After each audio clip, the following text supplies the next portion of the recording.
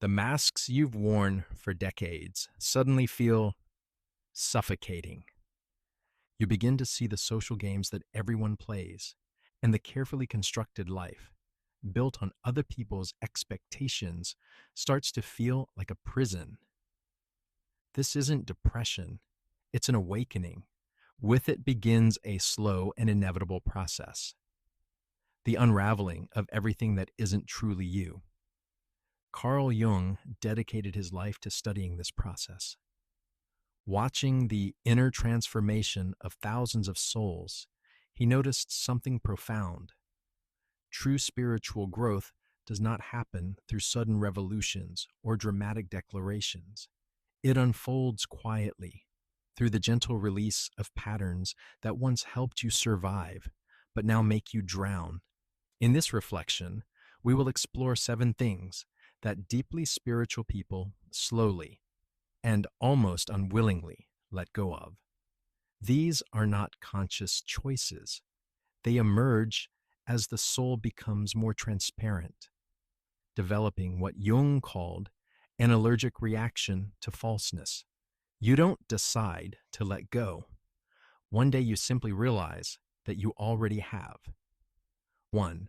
Letting go of the need for external validation. At first, this shift feels like discomfort, even nausea. A woman who lived her whole life to please her mother began to feel sick the moment she tried to make her proud. A man who once thrived on recognition at work found that promotions no longer moved him. This isn't rebellion, it's evolution. As the spirit matures, it begins to connect with what Jung called the self, the authentic essence beyond the ego. And this true self doesn't need to be approved because it is already whole, already complete. It's like a tree that has found water underground. It no longer depends on the rain, but this letting go is slow and often painful. You may find yourself in a meeting ready to say what others want to hear. And suddenly, you can't. The words catch in your throat. Your body refuses to perform. That isn't anxiety. It is your authentic self refusing to betray itself again. One of Jung's patients said it clearly. I used to rearrange my whole personality depending on who I was with. Now when I try, it feels like my soul slams the emergency brake. This is the in-between phase. You've stopped chasing approval, but haven't yet learned to feel comfortable without it. You may stop posting for likes, but still check the notifications. You may stop seeking compliments, but still notice their absence. It's a liminal space, a passage from validation to value. And when the hunger for approval finally dies, something extraordinary is born. An unshakable sense of inner worth. You no longer need others to confirm your existence because you can finally feel your own being from within. 2. Letting go of the need to be special. This one surprises many people. Shouldn't spiritual people know they are unique? Yes, but there's a difference between knowing you are unique and needing to be special. Jung discovered a paradox.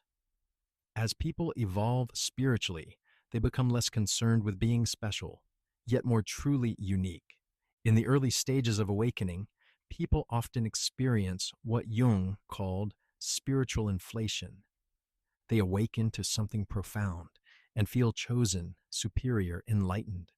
But after a while, the need to be special becomes heavy, like wearing a costume that no longer fits. One of Jung's clients built his identity on being the wise one. His friends sought his counsel. He always had the deepest insight. Until one day, while explaining a spiritual concept, he suddenly stopped and laughed. I realized I was using spirituality for the opposite of its purpose, to make myself special. That is when true humility begins. Not the kind that hides, but the kind that no longer needs to be seen.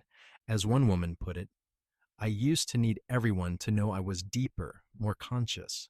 Now I'm happy to be invisible, Being nobody is freedom. Jung was fascinated by this. When people stop trying to be special, they become authentically unique, like a flower that blooms for its own sake, not to be seen. 3. Letting go of the happiness. Performance. This does not mean letting go of happiness itself, but of the performance of happiness. The need to appear enlightened, positive, and above pain. Jung observed that true spiritual growth doesn't make people constantly happy, it makes them real. And real includes everything: joy and sorrow, peace and chaos, light and shadow. Our culture pressures us to stay positive, especially if we are spiritual. But Jung found that this constant happiness act was another mask, just more subtle. Those who reach true depth stop pretending everything is fine.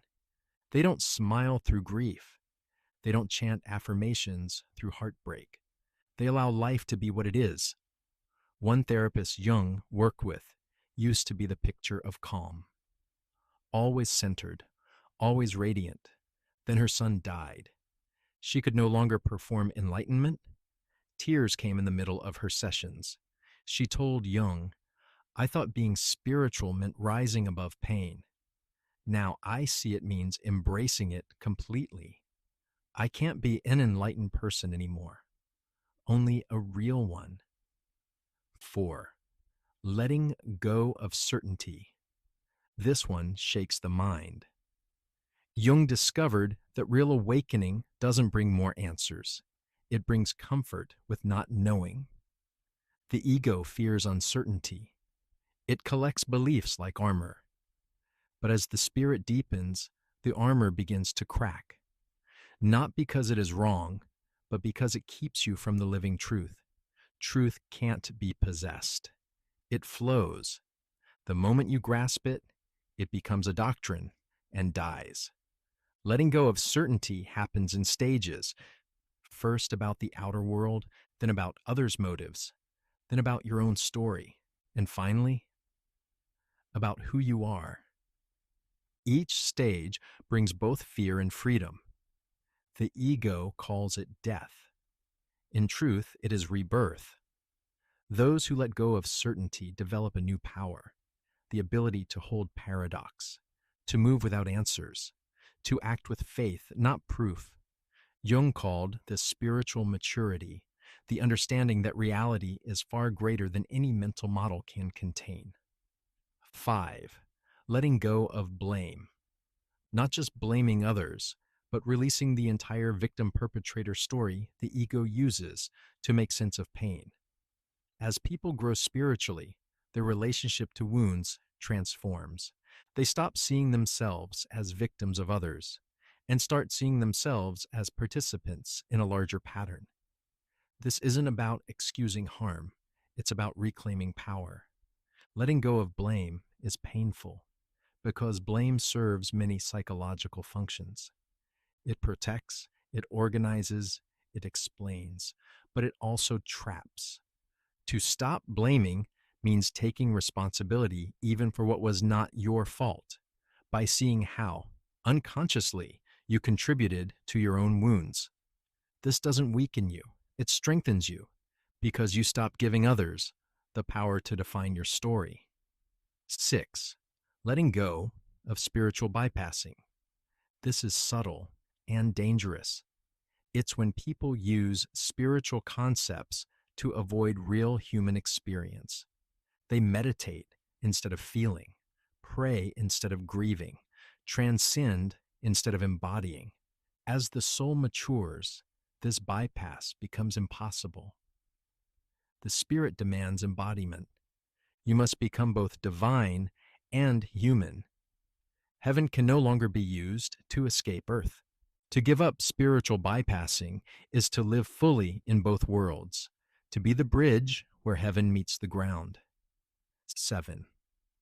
Letting go of the isolation of awakening.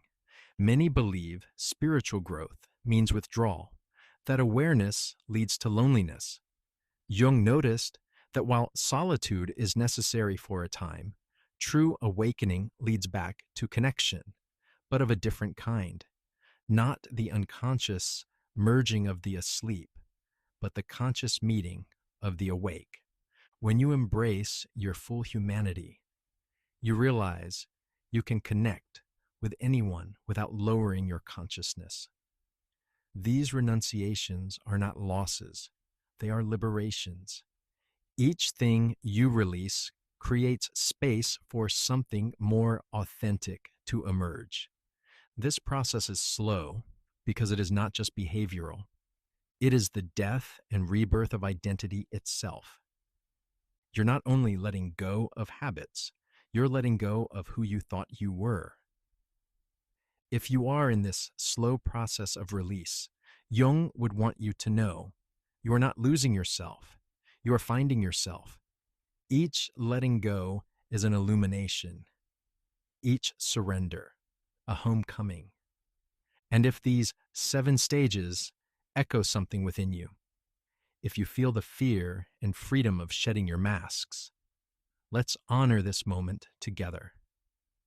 Whisper to yourself, I am making space for myself.